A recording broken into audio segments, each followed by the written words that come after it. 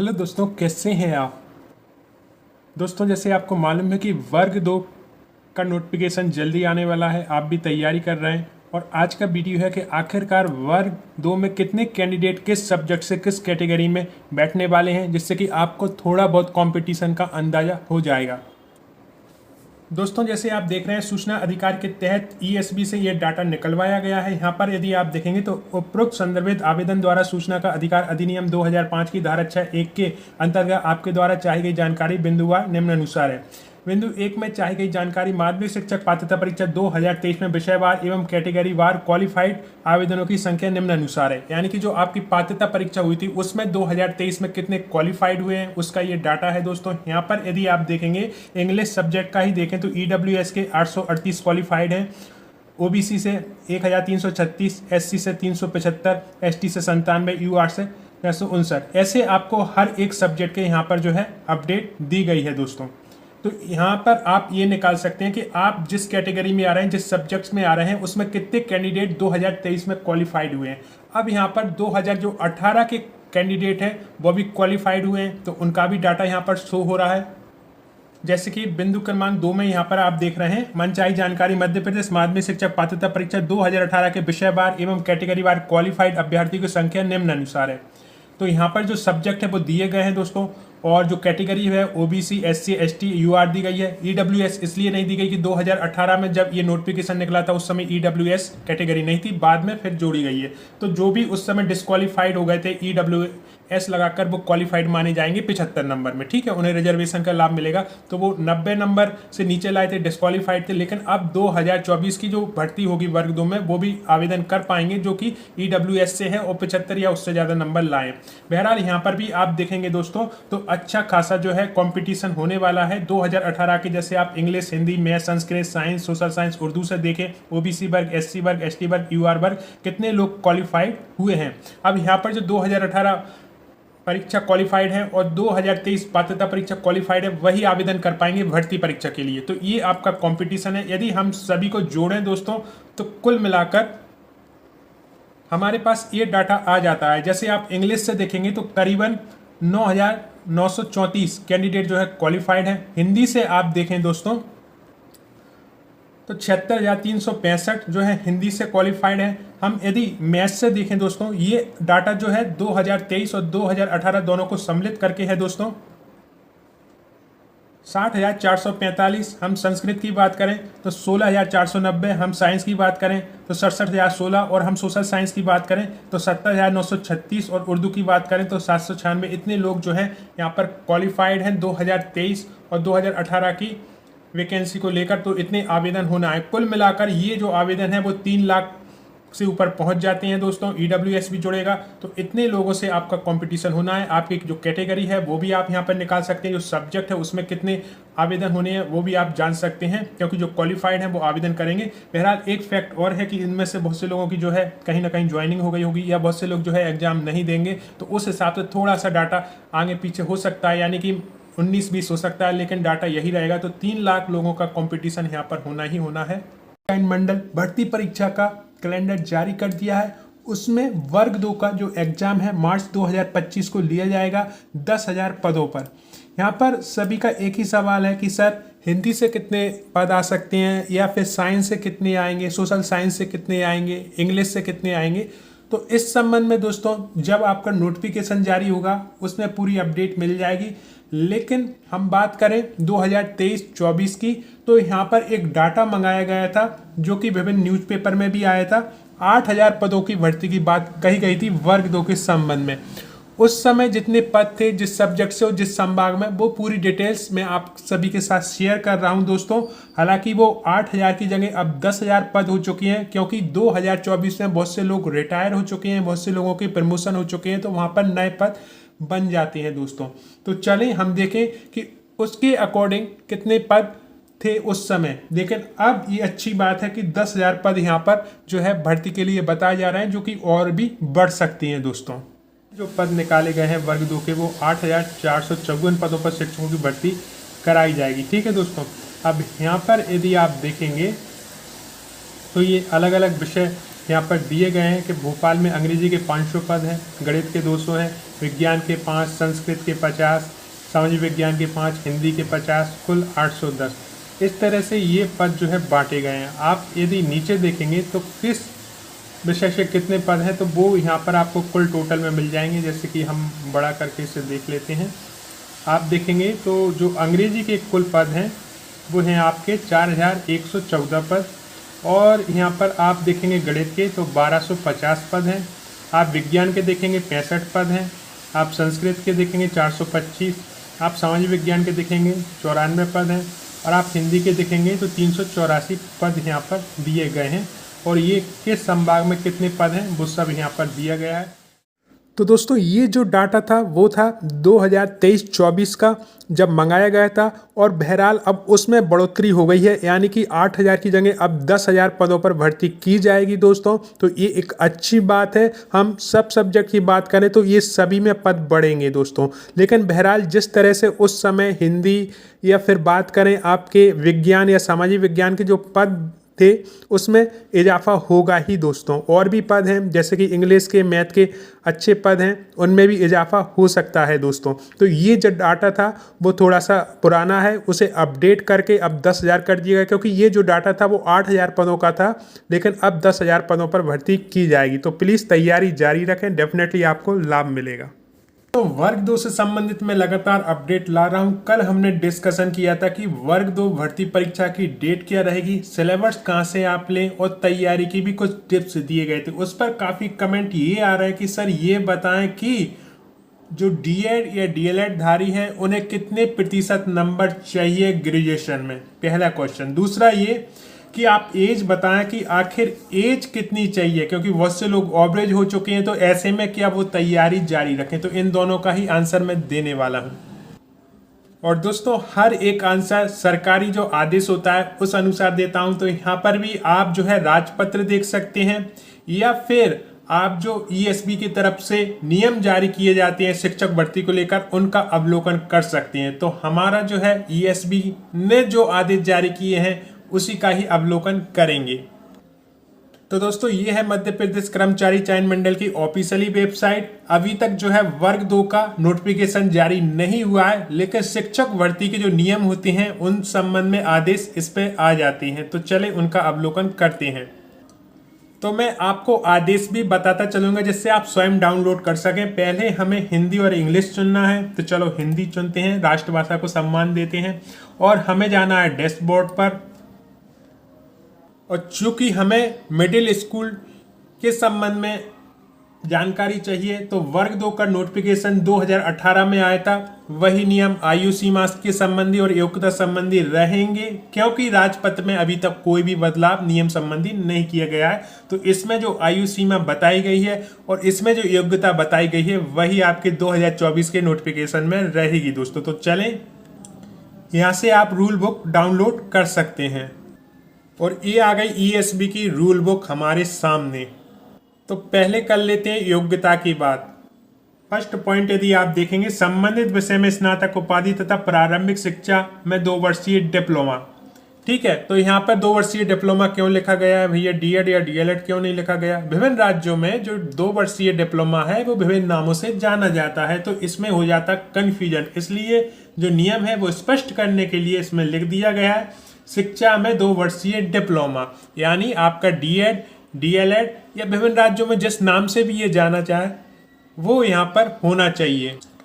और होना चाहिए संबंधित विषय में स्नातक। यहाँ पर आप स्पष्ट रूप से समझ रहे होंगे कि स्नातक मांगा गया, कोई भी प्रतिशत आपको डीएड या डीएलएड वालों से नहीं मांगी गई।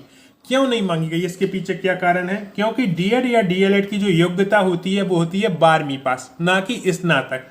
जब 12वीं पास योग्यता है तो स्नातक में प्रतिशत नहीं मांगी जाती, सिर्फ 12वीं में मांगी जाती है। और 12वीं की यहाँ पर आवश्यकता नहीं है, क्योंकि आप एग्जाम देने के लिए स्नातक होने चाहिए, साथ में 2 वर्षीय डिप्लोमा होनी चाहिए। ऐसा नहीं है कि आपने 12वीं पास कर ली और वर्ग 2 के लिए आवेदन कर दिया, नहीं, उसके लिए स्नातक चाहिए, सिर्फ स्नातक चाहिए, कोई भी आपको प्रतिशत नहीं चाहिए। साथ में आपको 2 वर्षीय डिप्लोमा होना चाहिए अथवा उसके समकक्ष लिखा है, यदि इसके समकक्ष भी कोई डिप्लोमा है तो वो भी चल जाएगा। ठीक है, नीचे दूसरा पॉइंट आप देखेंगे तो संबंधित विषय में कम से कम 50% अंकों के साथ स्नातक उपाधि तथा शिक्षा शास्त्र में 1 वर्षीय स्नातक उपाधि B.Ed। ठीक है, यहाँ पर आप देखें संबंधित विषय में कम से कम 50% अंकों के साथ स्नातक उपाधि। ठीक है, यहाँ पर 50% स्नातक उपाधि मांगी गई है सामान्य वर्ग से, जिन्हें रिजर्वेशन है उनमें प्रतिशत की छूट दी जाती है, ये भी मैं यहाँ पर क्लियर कर दूं।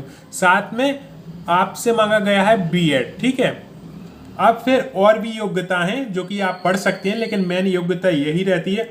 अब यहाँ पर जो है B.Ed वालों से प्रतिशत क्यों मांग लिया गया, क्योंकि आपकी जो B.Ed की योग्यता होती है वो होती है स्नातक, जिसने स्नातक किया है वही B.Ed कर सकता है। ठीक है, तो स्नातक में यहाँ पे प्रतिशत मांग ली गई। फिर 2 वर्षीय डिप्लोमा जो D.Ed D.LED है उनसे क्यों नहीं मांगी गई प्रतिशत, क्योंकि उनकी योग्यता जो होती है वो 12वीं पास होती है, उसके बाद वो जाके D.Ed या D.LED कर सकते हैं। तो कंफ्यूजन आई थिंक क्लियर हुआ होगा, क्योंकि आपके सामने जो शिक्षा संबंधी आदेश है उसी से मैं पढ़ रहा हूं। तो यहाँ पर जो D.Ed D.LED वाले हैं उन्हें कोई प्रतिशत नहीं चाहिए, सिर्फ उनके पास स्नातक होना चाहिए संबंधित विषय में जिस सब्जेक्ट से आप फॉर्म फिल करने वाले। ठीक है, जो प्रतिशत का नियम है वो हमारे B.Ed भाई बहनों पर लागू होता है। ठीक है, यदि आपने B.Ed किया है तो स्नातक में 50% चाहिए, जो कि सामान्य वर्ग की योग्यता है, और जिन्हें रिजर्वेशन है उन्हें इस प्रतिशत में छूट दी जाएगी। आपने यदि D.Ed D.LED किया है तो आपके पास सिर्फ स्नातक होना चाहिए, आप आवेदन कर पाएंगे। अब दूसरा जो क्वेश्चन था वो था आयु से संबंधित। ठीक है दोस्तों, तो यहाँ पर आपको ध्यान देना होगा, निर्धारित आयु सीमा है, न्यूनतम आयु आपकी 21 वर्ष होनी चाहिए। ठीक है, अब अधिकतम आयु को हम देख लेते हैं।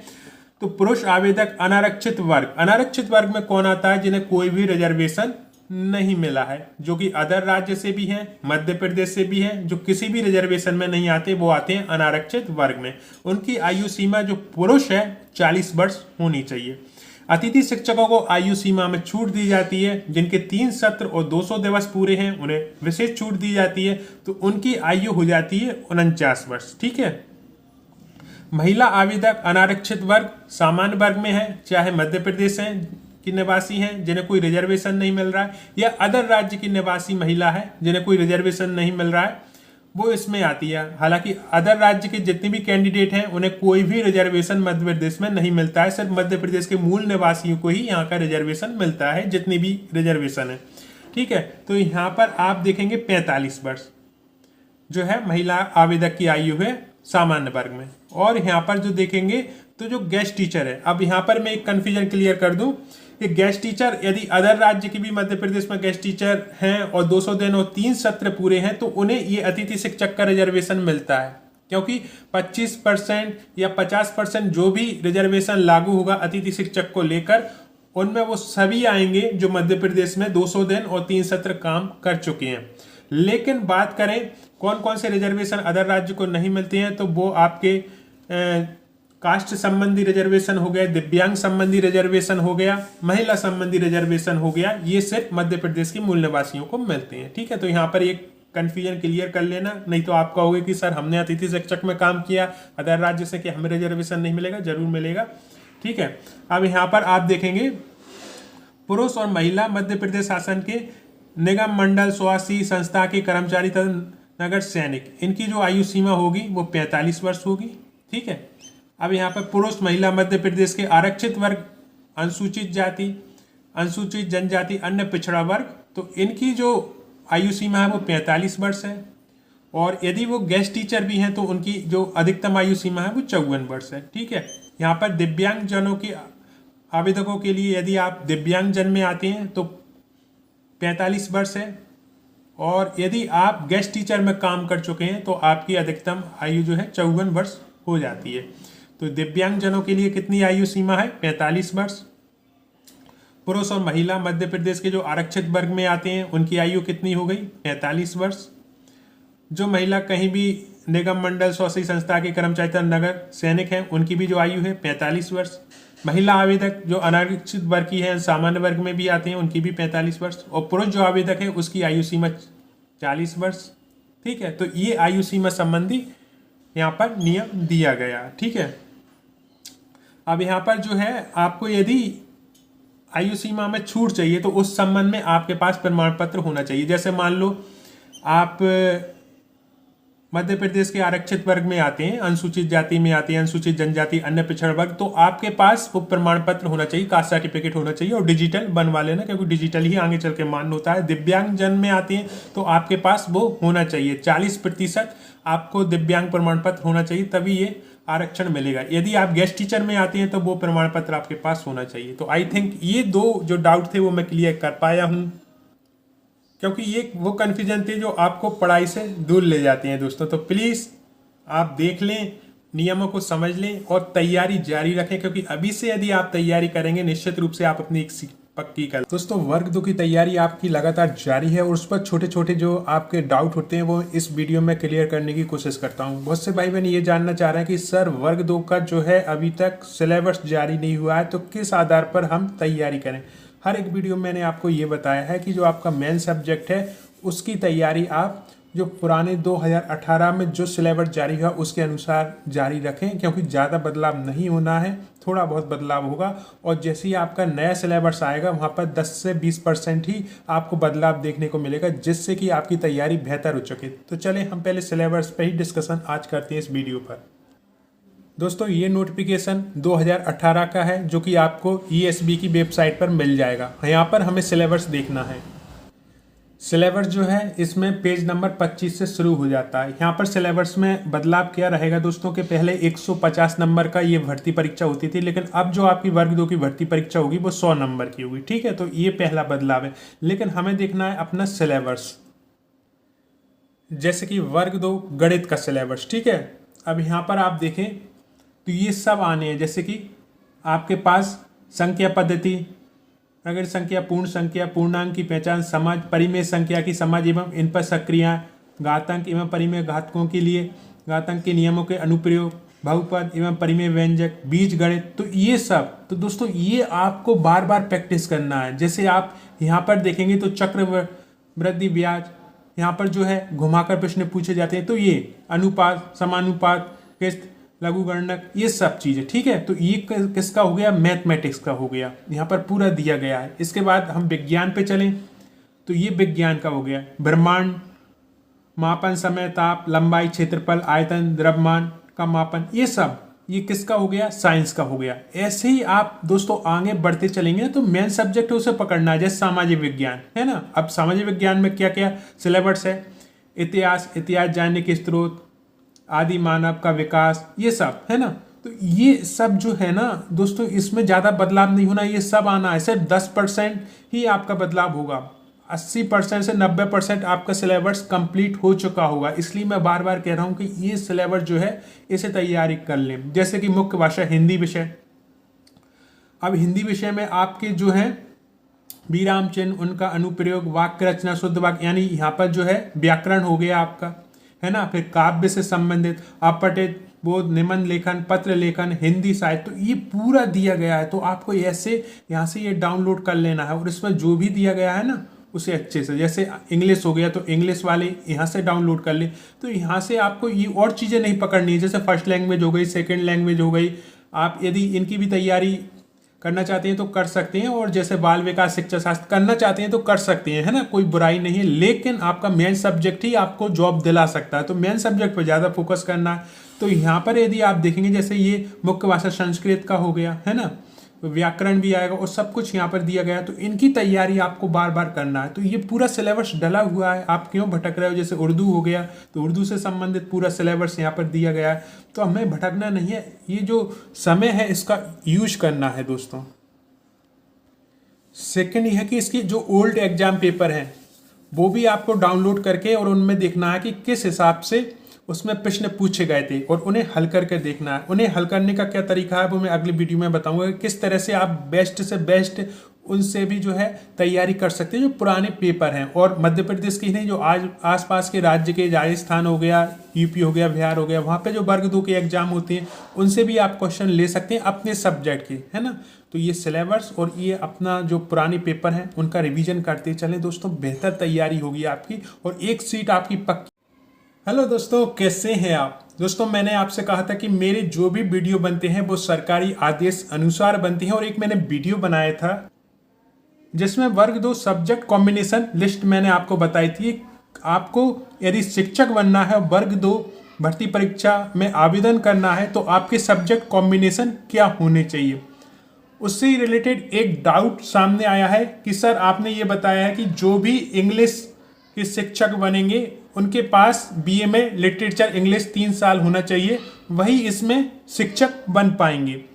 तो इसका कोई आदेश है क्या, क्योंकि जो फाउंडेशन कोर्स होता है उसमें भी हिंदी और इंग्लिश होती है और तीनों साल जो है हिंदी और इंग्लिश में रहती है, तो वो इस आधार पर क्या आवेदन नहीं कर सकते। और बहुत से लोगों ने आवेदन भी किया, एग्जाम भी दिए, लेकिन बाद में वो बाहर कर दिए गए।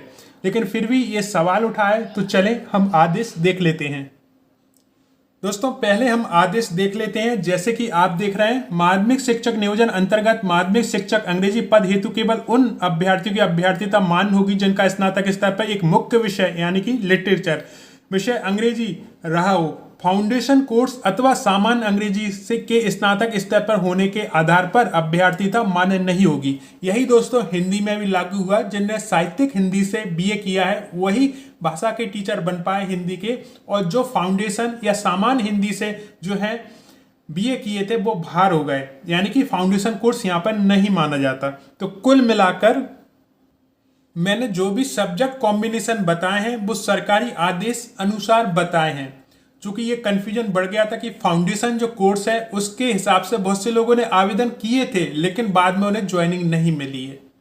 और आपको मेरे जितने भी वीडियो मिलेंगे वो गवर्नमेंट आदेश जो जारी होते हैं उनके आधार पर ही मिलेंगे। तो इस विषय में आप क्या सोचते हैं कमेंट बॉक्स में जरूर लिखें। अपनी तैयारी जारी रखें, बहुत जल्दी नोटिफिकेशन आने वाला है। और ऐसे छोटे छोटे जो कन्फ्यूजन होते हैं उन्हें अपने मन से दूर रखें, पढ़ाई जारी रखें। डेफिनेटली अगली लिस्ट में आपका नाम होगा ही होगा। दोस्तों, आप लगातार वर्ग 2 की तैयारी जारी रखे हुए हैं और संबंध में मैं भी लगातार वीडियो ला ही रहा हूँ। वर्ग 2 का पाठ्यक्रम के अनुसार कैसे आप अपना जो मेन सब्जेक्ट है उस पर अच्छे से पकड़ बना सकते हैं, कल इस पर मैं वीडियो लेकर आया था। आज हम बात करेंगे ओल्ड एग्जाम पेपर 2018 की, जो कि वर्ग 2 के हुए थे। आपको अपने सब्जेक्ट के पेपर डाउनलोड करने हैं, उसके बाद आप उन्हें कैसे हल करें वो मैं इसमें बताने वाला हूँ। जैसे कि उदाहरण के लिए मैंने एक पेपर डाउनलोड किया है जो 9 मार्च 2019 सेकंड शिफ्ट का है दोस्तों, और ये वर्ग 2 का है। इसमें हमारा जो मेन सब्जेक्ट यानी कि आपका जो भी मेन सब्जेक्ट हो उसी पर आपको अभी फोकस करना है। जैसे कि ये उदाहरण के लिए मैंने हिंदी का पेपर डाउनलोड किया है, और यहाँ पर यदि आप पहला क्वेश्चन देखेंगे दोस्तों, क्योंकि आपको कैसे पढ़ना है वो मैं इसमें बता रहा हूँ। जैसे आप पहला क्वेश्चन देखेंगे कि जो बच्चा जितना जल्दी बोलना सीखता है वो उतना ही, ठीक है। अब यहाँ पर जो ये प्रश्न है वो आपके है शिक्षा शास्त्र से रिलेटेड, है ना। और हिंदी में शिक्षा शास्त्र की आपको पकड़ अच्छी होनी चाहिए, क्योंकि आपका जो भी मेन सब्जेक्ट चाहे मैथमेटिक्स हो, साइंस हो, किसी भी सब्जेक्ट में आप एग्जाम देंगे उसका शिक्षा शास्त्र, शिक्षण विधियाँ आपको पता होनी चाहिए दोस्तों, ठीक है। तो यहाँ पर आपको यहाँ पर फोकस रखना है। अब यहाँ पर हम जो है और भी देखते हैं प्रश्न जो कि हमारे काम के हैं। मैं आपको बता रहा हूँ कि कैसे आपको इसे हल करना है। इसमें देखें इनमें से किस छंद के प्रत्येक चरण में, अब यहाँ पर देखें जब भी छंद वगैरह आए तो आपकी जो भी भाषा के टीचर हैं उनकी व्याकरण अच्छी खासी होनी चाहिए, आपकी व्याकरण पर पकड़ होनी चाहिए, तभी आप इसको हल कर सकते हैं। तो प्रश्न आपके सामने है, ठीक है। अब यहाँ पर हम गलती क्या करते हैं कि हमने प्रश्न पढ़ा, जब भी आप ओल्ड एग्जाम पेपर हल करते हैं और उस पर टिक लगा देते हैं जो सही आंसर है, ठीक है। तो यहाँ पर हमारी तैयारी तो ठीक है, टेस्ट हो रही है, लेकिन हम एक चीज़ भूल जाते हैं। यहाँ पर जो 4 ऑप्शन दिए गए हैं हमें चारों के विषय में ही पता होना चाहिए। जैसे कि इसके 4 ऑप्शन कौन कौन से हैं, चपैया छंद, सबैया छंद, अंचारी छंद, कुंडलिया छंद। ठीक है, ये 4 छंद हो गए। इन चारों के विषय में आपके पास जानकारी होनी चाहिए। ठीक है, तो ये एक बहुत अच्छे से तैयारी हो सकती है, क्योंकि हम क्या है कि जो भी सही आंसर है उसी को पढ़कर आगे बढ़ जाते हैं, जो कि हमारी अधूरी तैयारी दर्शाती है। हमें तैयारी करनी है पूरी। व्याकरण पे हमने अच्छी खासी पकड़ बना ली है, फिर भी जो 4 ऑप्शन हैं उन्हें से लिख लें दोस्तों, और उन पर आप प्रैक्टिस करें। अब इसमें और आगे देखें हम, अर्ध सरकारी पद से क्या तात्पर्य है। हम पहुंचेंगे कि इस पर जो सही आंसर है उस पर टिक कर दिया नहीं, तो चारों ही ऑप्शन दिए गए हैं उनके विषय में हमें जानकारी होनी चाहिए। आगे देखें फिर से, ग्रामर का बहुत बड़ा हाथ होता है आपकी सफलता में। यदि आप भाषा के टीचर बनना चाह रहे हैं तो यहाँ पर देखें दोहा और रोला, तो यहाँ पर आपको ये चारों ऑप्शन है ना, इन चारों की ही जानकारी होनी चाहिए। ये मैं किस बेस पर बोल रहा हूँ, आप कहेंगे सर आप ऐसे बोल रहे हैं कि चारों की जानकारी होनी चाहिए, तो वो भी मैं आपको बताऊंगा। यहाँ पर आप देखें आगे, ईशिया तू ना गई मेरे मन से। ठीक है, तो यहाँ पर ये पूछा गया है कि किसके द्वारा ये निबंध लिखा गया है ना, तो हम क्या है कि हम कहेंगे कि भैया ये तो रामधारी सिंह दिनकर हैं, इनका ही आंसर सही है और याद कर लिए। नहीं, यहाँ पर आपको हजारी प्रसाद द्विवेदी ने कौन कौन से रचना है, लेखक, निबंध, जो भी कुछ इनके विषय में है सब आपको पता होना चाहिए। पद्मनाल पुन्नालाल बख्शी के विषय में आपको पूरा पता होना चाहिए। हमारे श्री जयशंकर प्रसाद जो हैं उनके विषय में आपको पूरा पता होना चाहिए, है ना। तो एक पर रुक कर नहीं रहना, जैसे कि हमने कहा कि श्री रामधारी सिंह दिनकर हो गए, ठीक है, अब हम इन पर ही रुक कर रह गए और आगे बढ़ गए तो हमारी पढ़ाई अधूरी ही मानी जाएगी। हमें जो 3 ऑप्शन है उनके विषय में भी पता होना चाहिए, और ये लागू होता है आपके साइंस, सोशल साइंस, जितने भी सब्जेक्ट है सब पर लागू होता है कि जो एक सही आंसर है वो तो हमें रखना ही है सामने, लेकिन जो 3 आंसर दिए गए हैं जिनसे आगे जाकर क्वेश्चन बन सकते हैं उन पर भी हमें पूर्ण फोकस करना है। ऐसे आप हर एक जो आपके एग्जाम हो चुके हैं वर्ग 2 के, उनसे आप एक अलग से नोट्स बनाएं। आपका सिलेबस है उस अनुसार तो आप नोट्स बना ही रहे हैं, लेकिन इसके अलावा जो आपका पेपर है उनसे भी आप नोट्स बनाएं दोस्तों। अब मैं किस आधार पर कह रहा, मैंने ये कहा था क्योंकि दोस्तों वर्ग 2 के जब एग्जाम हुए थे तो हिंदी की क्लासेस मैंने फ्री ली थी अपने घर पर, और हिंदी से बहुत से लोग पढ़ने भी आए थे और आज उनके अच्छे खासे नंबर आए। मेरा पढ़ाने का तरीका क्या था मैं वही शेयर कर रहा हूँ कि जैसे हिंदी पढ़ाता था तो सबसे पहले व्याकरण एक ऐसा है कि उसे आप डेली अपने रूटीन में जो है हिस्सा बना लें, और डेली कुछ ना कुछ व्याकरण सीखते रहें, उन पर प्रैक्टिस करते रहें, जिससे कि व्याकरण से संबंधित कोई भी क्वेश्चन आता है तो आप वहाँ पर 100% सही आंसर लगा के आएंगे, क्योंकि आप डेली प्रैक्टिस कर रहे हैं व्याकरण का। व्याकरण को छोड़ना नहीं है, यदि आपने छोड़ दिया तो आपके जो है भूलने के चांसेस ज़्यादा हो जाती है। तो डेली रूटीन का हिस्सा होना चाहिए आपकी व्याकरण, ठीक है। और जैसे इंग्लिश है तो उसकी ग्रामर आपका हिस्सा होना ही चाहिए। इसके अलावा शिक्षण विधियाँ, शिक्षा शास्त्र, यहाँ पर हिंदी से रिलेटेड शिक्षा शास्त्र आपको अच्छे खासा आना चाहिए, क्योंकि उससे संबंधित क्वेश्चन बन सकते हैं, ठीक है, वो बने भी हैं और आगे भी आएंगे। इसके अलावा ये 2 चीज़ें मैं पढ़ाता था। तीसरा ये है कि जो भी 4 ऑप्शन होते थे हम उनसे 4 प्रश्न बना सकते हैं, ठीक है। अब यहाँ पर आप देखें कि इस बार तो उन्होंने सही आंसर जो है श्री रामधारी सिंह दिनकर है, लेकिन अगले जो क्वेश्चन बन सकते हैं वो श्री हजारी प्रसाद द्विवेदी, श्री पद्मनाल पुन्नालाल बख्शी जी, श्री जयशंकर प्रसाद जी से बन सकते हैं। तो इनके विषय में हमें जानकारी होनी चाहिए। हालांकि हम जब अपना सिलेबस कंप्लीट करते हैं तो ये सब हम उसमें पढ़ते चले जाते हैं, लेकिन विशेष ध्यान किस चीज़ पर देना है ये हमारे जो पुराने ओल्ड एग्जाम पेपर हैं वो हमें बताते हैं, वो हमें सिखाते हैं। तो हुआ ऐसा कि जितने भी लोग जैसे मैंने उन्हें पढ़ाया और जैसे समझाया उस हिसाब से उन्होंने नोट्स तैयार किए ना, तो एग्जाम में उन्हें प्रॉब्लम्स नहीं आई। अब आप कहोगे कि 2018 में ये एग्जाम हुए थे, उससे पहले जो नोट्स बनाए गए वो किस आधार पर बनाए गए। तो यहाँ पर रीट है, यूपी टेट है, आपके छत्तीसगढ़ के एग्जाम पेपर हैं, आपके बिहार के हैं, उनका विश्लेषण लिया गया था। क्योंकि आप कहीं ना कहीं देखेंगे सिलेबस मैच करते ही हैं हर राज्य के। तो जो भी सिलेबस मैच हो रहा था उस हिसाब से जो है क्वेश्चन ढूंढे गए थे, और वही मैं लाया था कि यदि एक प्रश्न भी मिल गया तो उससे हमारे 4 क्वेश्चन तैयार हो रहे हैं, और इसके नोट्स अलग ही बनाए गए थे।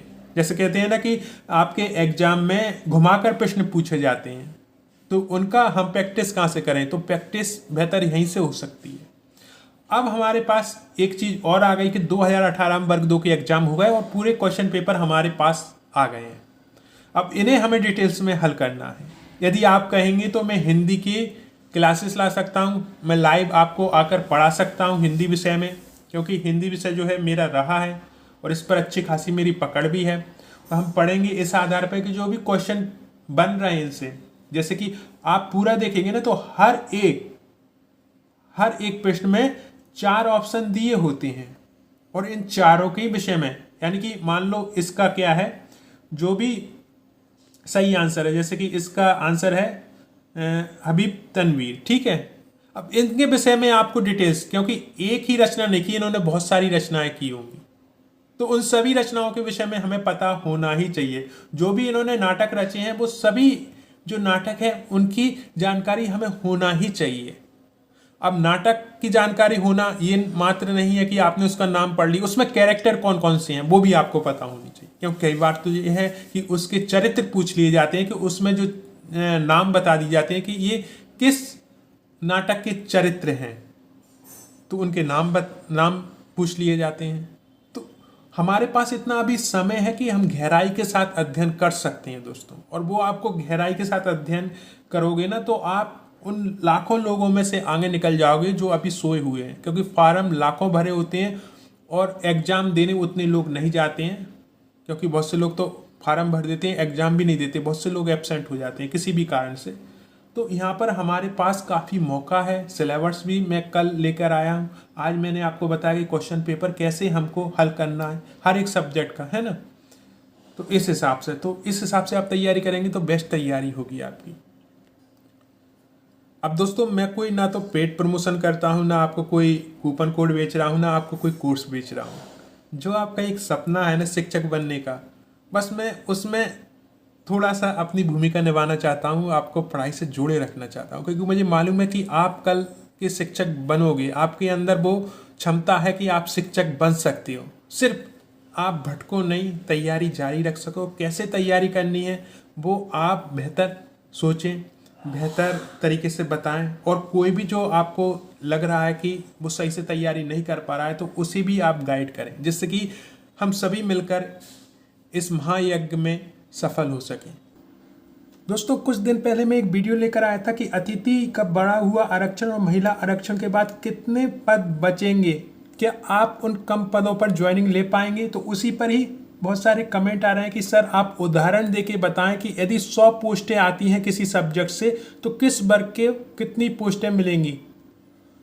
दोस्तों चाहे जातिगत आरक्षण हो, जैसे कि हमारे ओबीसी भाई बहन, एससी भाई बहन, एसटी भाई बहन, ईडब्ल्यूएस भाई बहन, चाहे महिला आरक्षण हो, और चाहे आपका गेस्ट टीचर आरक्षण हो या फिर दिव्यांग आरक्षण हो, मध्य प्रदेश राजपथ पर ये सभी आरक्षण दिए होते हैं। जो भी मैं बताने वाला हूँ उसे आप मध्य प्रदेश राजपथ आरक्षण से मिलाकर देख सकते हैं। जैसे कि इस राजपत्र में दिया गया है दोस्तों, हमारे भूतपूर्व सैनिक जो हैं उन्हें 10% आरक्षण यहाँ पर दिया गया है, महिला को 50% आरक्षण दिया गया है। उसके बाद जो हमारे दिव्यांगजन हैं 6% आरक्षण दिया गया है, और वहीं जो बढ़ा हुआ आरक्षण है 25% से बढ़ाकर 50% किया गया है हमारे अतिथि शिक्षक भाई बहनों के लिए, वो भी यहाँ पर दिया गया है। अब दोस्तों जितना भी आरक्षण है वो सभी मिलाकर यदि 100 पोस्टें आती हैं तो किसको कितनी पोस्टें मिलेगी उसकी ही गणना हम इसमें करने वाले हैं। दोस्तों पहले हम आरक्षण विवरण समझ लेते हैं। जैसे कि अतिथि शिक्षक 50% आरक्षण है, महिला 50% आरक्षण, दिव्यांगजनों के लिए 6% आरक्षण, एससी वर्ग के लिए 16%, एसटी वर्ग के लिए 20%, ओबीसी वर्ग के लिए 27%, ईडब्ल्यूएस वर्ग के लिए 10%, भूतपूर्व सैनिक के लिए 10%, बिना आरक्षण जनरल वर्ग शेष में आता है। दोस्तों तो यहाँ पर आप ये मान के चले कि 100 पोस्टें आपकी आती हैं तो किस हिसाब से रिजर्वेशन में डिवाइड किया जाएगा। दोस्तों तो यहाँ पर यदि आप देखेंगे तो पहले चरण में अतिथि शिक्षक की जो 50% के लिए पोस्ट की गणना की जाएगी वो कुल 100 पोस्टों में से 50% अतिथि शिक्षक के लिए आरक्षित रहेगी। अब अतिथि शिक्षक में भी आपके महिला reservation, ST SC OBC reservation, EWS reservation और दिव्यांग रिजर्वेशन लागू होगा, है ना। तो कुल मिलाकर 50 जो है हमारे अतिथि शिक्षकों की पोस्टें हो गई 100 में से। अब यहाँ पर यदि हम अतिथि शिक्षक श्रेणी की गणना करें दोस्तों, तो SC के 16% के साथ 8 पोस्टें बचती हैं, ST में 20% के साथ 10 पोस्टें हैं, OBC वर्ग 27% के साथ 14 पोस्टें हैं, EWS 10% के साथ 5 पोस्टें हैं, दिव्यांग के लिए 6% है तो 3 पोस्टें यहाँ पर बन जाती हैं। भूतपूर्व सैनिक की बात करें तो 10% रिजर्वेशन है, 5 पोस्टें उनकी हैं। और जो जनरल की बात करें तो 50 में से जितना भी रिजर्वेशन निकल जाता है उसके बाद 5 पोस्टें बचती हैं जो कि जनरल अतिथि शिक्षक के लिए हैं। ये 100 में से गणना की जा रही है, यदि 100 पोस्टें आती हैं जो उस हिसाब से। अब शेष 50 पोस्टें जो कि नॉन गेस्ट टीचर की हैं उनकी गणना भी इसी तरह से होगी दोस्तों कि 8 पोस्टें SC वर्ग के लिए, ST वर्ग के लिए 10 पोस्टें, OBC वर्ग के लिए 14 पोस्टें, EWS वर्ग के लिए 5 पोस्टें, दिव्यांग भाई बहन के लिए 3 पोस्टें, भूतपूर्व सैनिक के लिए 5 पोस्टें, बिना आरक्षण जनरल वर्ग के लिए 5 पोस्टें। ठीक है। अब यहाँ पर हम चौथे चरण में पहुँच चुके हैं, अतिथि शिक्षक और अन्य श्रेणी कुल योग है। अब यहाँ पर आप देखेंगे तो जो SC वर्ग की सीटें रहेंगी, अतिथि शिक्षक 8, अन्य श्रेणी के लिए 8, कुल पोस्ट 16। ठीक है। यहाँ पर यदि आप देखेंगे तो गेस्ट और नॉन गेस्ट टीचर दोनों की ही जो है तुलना की गई है। ST के लिए 10 अतिथि शिक्षक हैं उनके लिए और अन्य श्रेणी के लिए 10, टोटल 20 पोस्ट हैं। OBC वर्ग के लिए गेस्ट टीचर के लिए 14 हैं और जो नॉन गेस्ट टीचर हैं 14 पोस्ट हैं, कुल 28 पोस्ट है। EWS 10% आरक्षण है तो 5 पोस्ट है अतिथि शिक्षक के लिए, अन्य श्रेणी के लिए 5 पोस्ट है, कुल 10 हो गई।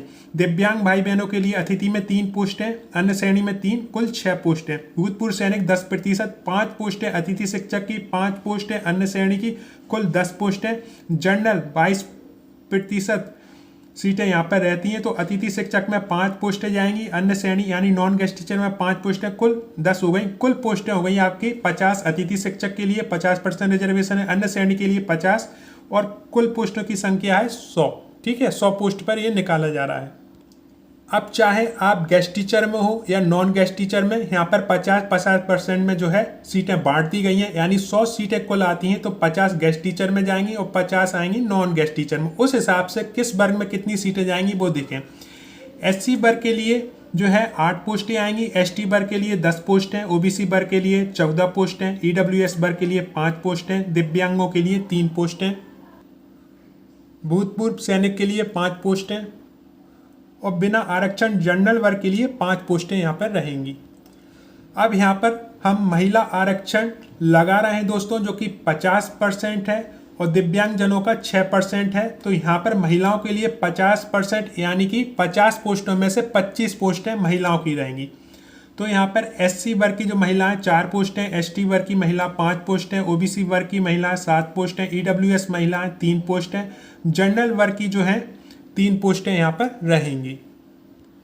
अब 6% जो है उसमें किस हिसाब से डिवाइड होगा पूरा की पूरा आप देखें। यहाँ पर जो विकलांग वर्ग के लिए 3 पोस्टें आरक्षित रहेंगी क्योंकि 6 टोटल रिजर्वेशन है। तो SC वर्ग में 1 पोस्ट आएगी, ST विकलांग के लिए 1 पोस्ट आएगी, OBC विकलांग के लिए 1 पोस्ट, EWS दिव्यांग के लिए 0 पोस्ट आएगी, जनरल वर्ग के लिए 0 आएगी। क्योंकि जो हिसाब से रिजर्वेशन है SC वर्ग के लिए, ST वर्ग के लिए, OBC वर्ग के लिए, EWS वर्ग के लिए, जनरल वर्ग के लिए, उसमें 6% यहाँ पर जो है रिजर्वेशन लगेगा, उस हिसाब से ये पोस्टें निकाली गई हैं। अब दोस्तों यहाँ पर आपको देखना है अंतिम जो सारणी है।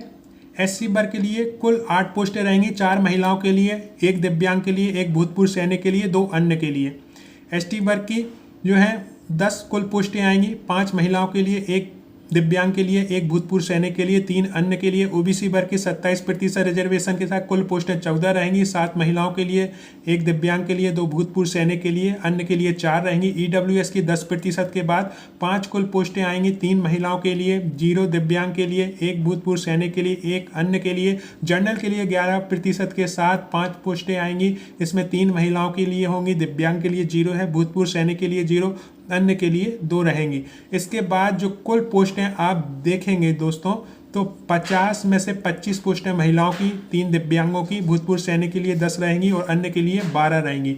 यहाँ पर भूतपूर्व जो सैनिक हैं 10% जो है उन्हें रिजर्वेशन है, तो 5 पोस्टें यहाँ पर उनकी रहेंगी। यदि आप निष्कर्ष देखेंगे दोस्तों, तो महिलाओं की कुल 25 पोस्टें, दिव्यांगों की 3 पोस्टें, भूतपूर्व सैनिक की 5 पोस्टें, अन्य पोस्ट सभी वर्गों में वितरित की जाएंगी दोस्तों। तो इस हिसाब से पोस्टों का वितरण होगा दोस्तों। आपको स्वयं पता है कि 100 पोस्टें जो थी हिंदी से निकाली गई थी 2018 में, तो उसका ही मैंने उदाहरण यहाँ पर दिया है कि 100 पोस्टें भी आती हैं तो किस हिसाब से वितरण होगा। अब यहाँ पर यदि पद ज़्यादा आते हैं तो उस हिसाब से सभी वर्गों को लाभ मिलेगा। यदि पद कम आते हैं, जैसे कि हम साइंस की बात करें, सोशल साइंस की बात करें, हिंदी की बात करें, संस्कृत की या और विषय की बात करें, उर्दू की बात करें, तो कम से कम पोस्टें आती हैं, तो किसी के जो है रिजर्वेशन में होते हुए भी कई बार 0 पोस्टें वहाँ दिखाई जाती हैं। कितने भी रिजर्वेशन हो, रिजर्वेशन का लाभ तभी मिल सकता है जब ज़्यादा पोस्टें आए। यदि पोस्टें ना के बराबर आई या कम आई तो उस रिजर्वेशन का भी ज़्यादा लाभ नहीं मिल पाता है। आपके सामने प्रत्यक्ष उदाहरण है। मैंने जो भी डिटेल्स है वो राजपत्र में जो भी रिजर्वेशन दिया है उस आधार पर बनाई है। आप इस विषय में क्या सोचते हैं कमेंट बॉक्स में ज़रूर लिखें दोस्तों। धन्यवाद।